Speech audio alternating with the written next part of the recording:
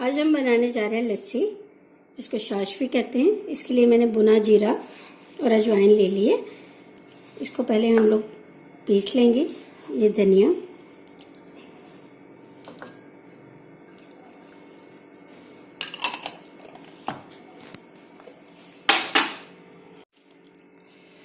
ये ग्राइंड करके रख लिया हमने।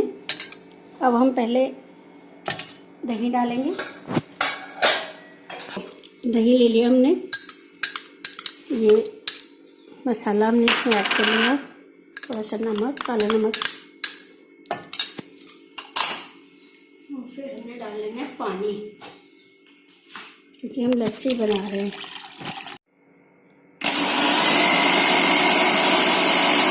इसे आपने रुक रुक के चलाना पड़ेगा थोड़ा, ताकि गाढ़ अच्छी बन सके। मिक्सी को आपको रुक रुक के चलाना पड़ेगा, ताकि गाढ़ अच्छी बन सके।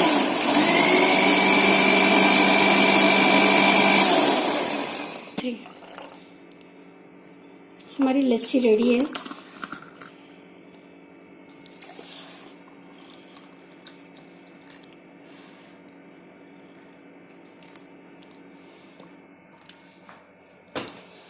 इस पर आप ब्लैक पेपर,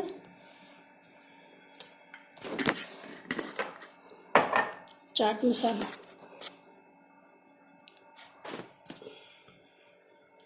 डालकर सर्व कर सकते हो। इसमें मैं आइस क्यूब यूज़ नहीं किए, आप इसमें आइस क्यूब यूज़ कर सकते हो।